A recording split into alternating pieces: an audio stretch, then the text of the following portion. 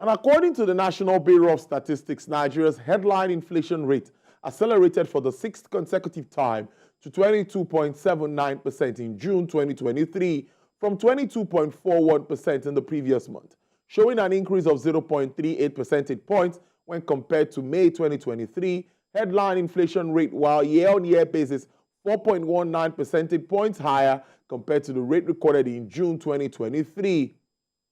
Now, the 2022, I beg your pardon, which was 18.6% as at that time. Food and non-alcoholic beverage led the list of items that contributed to the rise in inflation, with impact of fuel subsidy still lingering on what will be the expected figures for the month of July. Yes, joining me to discuss this very important topic of discourse and to start the week with us on the show, he is a professor of capital markets. He is also a financial economist, joining us from our Abuja studios. That's Professor Uche Uwaleke. He is the director, Institute of Capital Market Studies in Nasarawa State University, Kefi. Prof, thank you so much. It's good to see you this afternoon.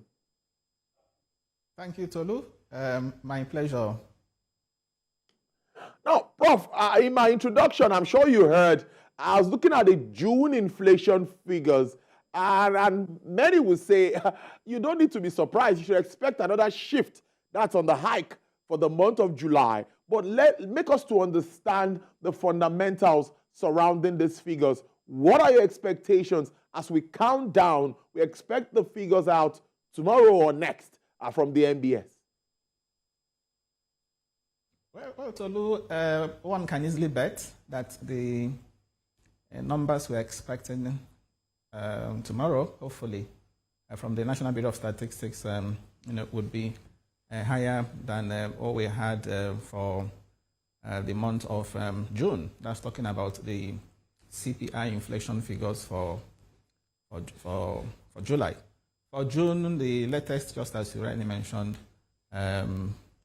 puts inflation, coming in at 22.79%. I expect that that of July will be a lot higher. You talk about the components. The major driver, even as released by the National Bureau of Statistics, continues to be the food. If you look at the 12 classifications published by the MBS, it is the food component for June, for the month of June, that accounted for over 50%. So you had an inflation rate of 22.79 with food component, accounting for as high as 11.8%. Then, of course, you have other factors that are responsible, such as electricity, fuel, clothing, and of course transport. You see, when I said it's very easy to bet, you even mentioned it, at the start of the program, that just in 1 month, the cost of transport, as reported by MBS, jumped by as much as 98%. So we expect to see all these feed into the inflation figure for the month of July. And interestingly, in other climes, in many countries today, including developing countries, developed and developing, inflation rate appears to be, the pressure appears to be cooling. In the US, for example, the latest figure by the Bureau of Labor Statistics for July reported 3.2%. Although that was just a marginal increase from the 3% recorded in the month of June. But significantly, inflation rate has slowed in the US. A year earlier, it was as high as 9.1%. If you cross over to Europe, in the Euro area, the inflation rate reported was 5.3%, down from 5.5%. In the UK, it has also come down from 8.7 to 7.9% in June. Back to Africa, the same story too is what we'll find in South Africa, for example, where inflation rate has even come, within the range that the, Reserve Bank of South Africa is usually targeting. Okay, inflation rate today in South Africa is as low as 5.4. So in our own case, it is being complicated by the reforms that were put in place shortly before or shortly after the new administration came into place, talking about the removal of fuel subsidy and the unification of exchange rates. So these two are combining to actually, drive inflation. And why it becomes complicated, has to do with the fact that the higher the inflation rate, the more inflation rate, keeps going up, the more we also have pressure on in the forex market, okay? Because what does inflation do? It reduces the purchasing power of the naira. It weakens the naira. And if it is weakening the naira, people now tend to do what? To substitute, currency substitutes. They tend to look for, some other assets, currencies, in which they can store their value. And that's why you find the pressure in the forex market. People are demanding dollar, not because of its use, they want to use for transactions, but are demanding dollar as a store of value. They want to, hoard.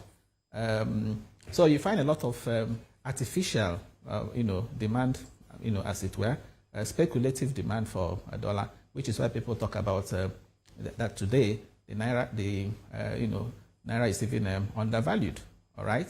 So inflation is not helping the exchange rates that the high exchange rate and the performance we are having in that forex market. So it's actually a challenge, no doubt. And the figure for last month, expected to be published tomorrow, you can bet is going to be higher. So I predict it to be higher, over 23%.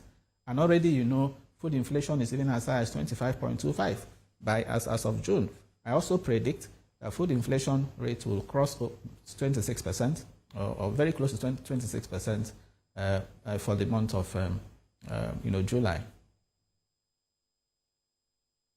So because at the moment it's at 25.1%, that's food inflation for June. And all of this looks really scary. But some factors surrounding food inflation, which I would also like us to talk around. It's the issue of conflicts there. Impact of climate change is also one of it. We also have issues around population pressure and, of course, scarcity of food resources. Now, government has also rolled out some, initiatives to address some of these basic challenges facing the agricultural space. How would you react to all of this, Prof? Yeah, and that's why, we have always argued that as far as inflation, inflationary pressure is concerned in Nigeria, the major driving factors are non-monetary. In other words, it's not a case of, money supply per se. Because generally speaking, central banks tend to approach it from that perspective, okay? There's so much money in circulation. They want to, deal with inflation using by reducing money supply. Money supply is said to be the intermediate target of monetary policy, okay? Inflation is the final target. So they want to, by reducing money supply, okay, they think that way inflation rate will come down. And that also explains why, for over a long period of time, okay, as a matter of fact, since May last year, the central bank, has continued through its monetary policy committee, has continued to, tighten monetary policy by way of increasing the monetary policy rate. So today, MPR is as high as 18.75%, all in a bid to, rein in inflation. Although the central bank will also argue that if they had not done that, inflation rate today would have been a lot higher than what it is, okay? But that is speaking to the monetary side, okay? Because there is also the aspect that is, fueled by money supply. Remember, over the years, central bank has used ways and means, okay, to support the financing of government deficit. So those ways and means also had inflationary impact. And of course, when you tighten monetary policy, you tend to address, that aspect. But there are aspects too that are supply induced, supply side factors, other factors resulting from bottlenecks in the system. and challenges in the system. For example, we know that insecurity has prevented a lot of people from going to farms, particularly in the food belt regions of the country. And it's no surprise, therefore, that the food inflation is hitting hard. So that is a supply side. It is nothing that we say is exogenous to the central bank. There's little the central bank can do, other than to continue to ask the government to deal with insecurity. Now, the same with this, fuel issue. Energy is also, a challenge. If you have rising cost of fuel, for example, again, that is not within the purview of the central bank. It is left to the fiscal authorities, to deal with it. Okay, there is no reason why our refineries, should not be working. There is no reason why we should not reduce imports of petroleum products. Because when you reduce imports of petroleum products, if tomorrow, by the grace of God, the Port Harcourt refinery, comes up and starts functioning, as we have been told, by December or so, I expect the pressure in the forex market to reduce in terms of demand, and that should also rub off positively on the inflation rate. So you have issues around insecurity. You have, of course, transport challenges. Okay, so these are, if you like, cost push factors because you have demand pull and you have cost push. So why the central bank can do something about demand pull, it may have little or nothing to do, with respect to cost push, except, of course, if it falls back on its development finance, function or mandate.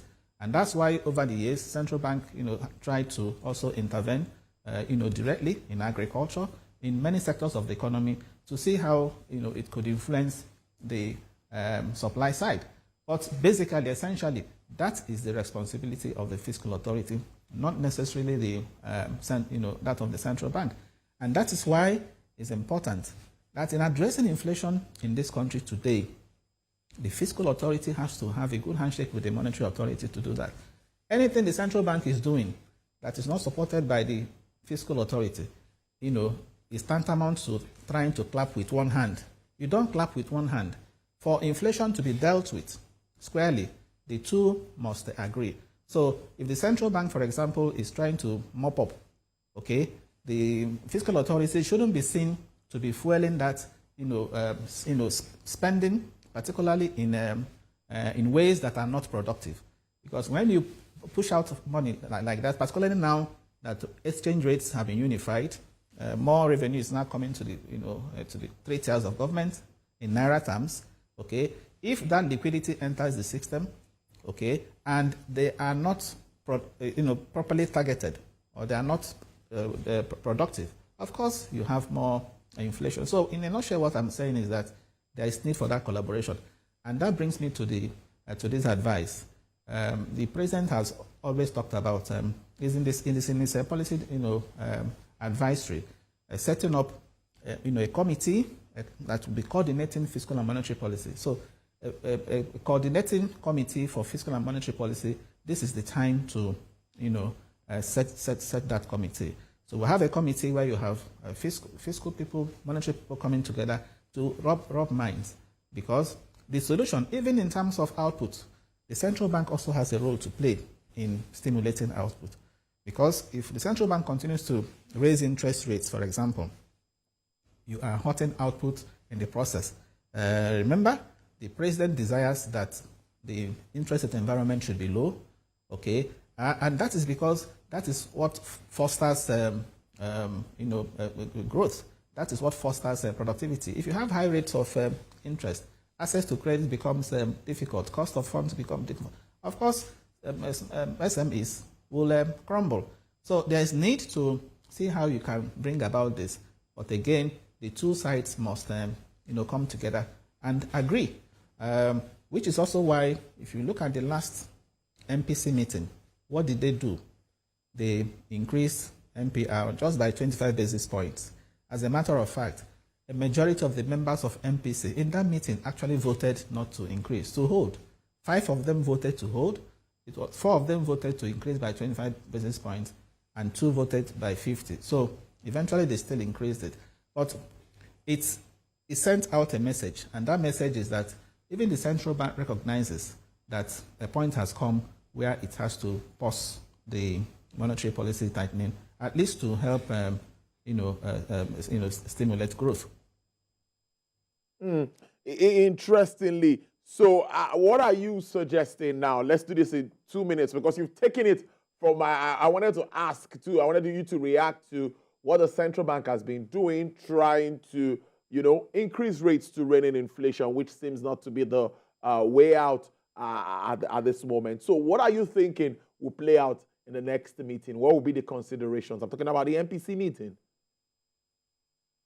The next scheduled meeting is next month, in September.